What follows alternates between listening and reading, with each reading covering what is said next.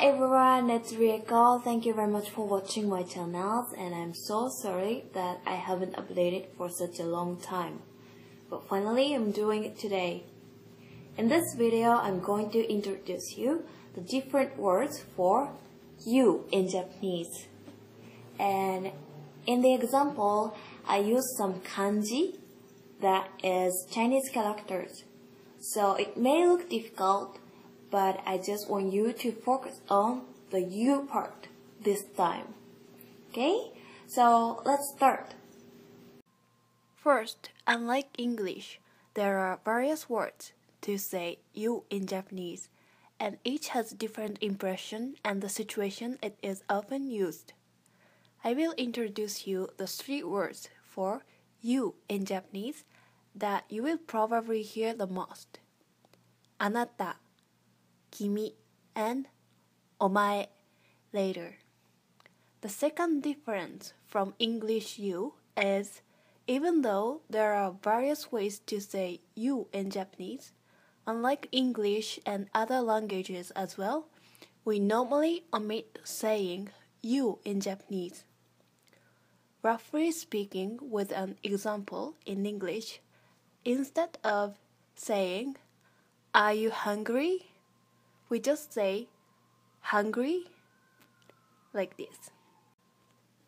In my opinion, the 2 reasons why we avoid using the word of you in Japanese are people understand without saying you in Japanese.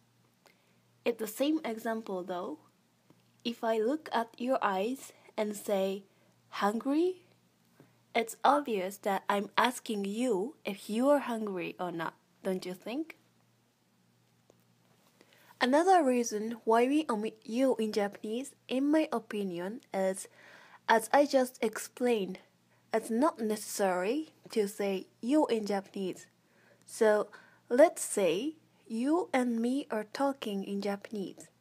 And if you talk to me like English way, saying you without omitting it. For example, you ask me, do you, are you, you.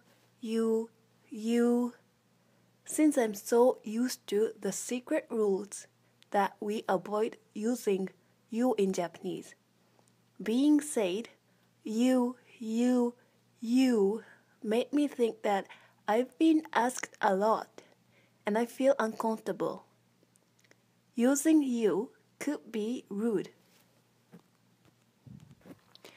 These are just my personal opinions, but anyways, we normally avoid saying you. And what we do is just omit the word of you. But if you really need, you can say the person's name with the suffix sam after name, instead of using the word of you in Japanese to be polite. Now you know saying you in Japanese can be rude. So as I keep telling you, normally we don't say it in conversation, but still you in Japanese in various ways or exist, because depends on the situation, it won't sound rude. Let me introduce you the 3 different words for you in Japanese with details. The most common you in Japanese is anata. I'm sure if you study Japanese, you is translated as anata in studying materials. The real life in Japan, I can think of 3 possible situations that anata is used. First, when you is not for a specific person. For example, in a sentence on the ads, in survey, or at speech, etc. Like this. Let's say this is an advertisement. This sentence combines kanji, that is Chinese character, so for now, I just want you to find anata at the beginning. It says, あなたは毎日果物を食べますか? Do you eat fruits every day? in Japanese.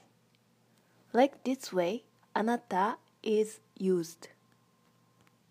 Second, wife can call husband anata instead of calling his name. Here's an example. A wife telling her husband that dinner is ready. Anata, gohan yo. Darling, dinner. By the way, according to a survey, about 50% of Japanese parents call each other with name. And like my parents, about 30 to 40% call each other dad and mom. I know it sounds strange, but yes, it is true. My mom calls my dad otou-san, and my dad calls my mom okaa-san. The third situation that we see anata is used is in textbooks for learning other languages, because other languages don't omit you and textbook usually translate literally. Here is an example. Again, it's combined with kanji, but you'll find anata at the beginning. あなたはどこに住んでいますか? This means, where do you live? But as I keep saying, in real life, we don't say あなた. Instead, we can just omit あなた and say どこに住んでいますか?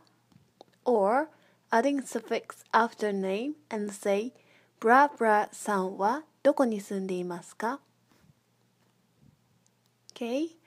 The second you in Japanese is 君. I can think of two possible situations that 君 is used. 君 can be used by men toward people who are lower status. For example, when boss talks to his staff. Hey you got a minute?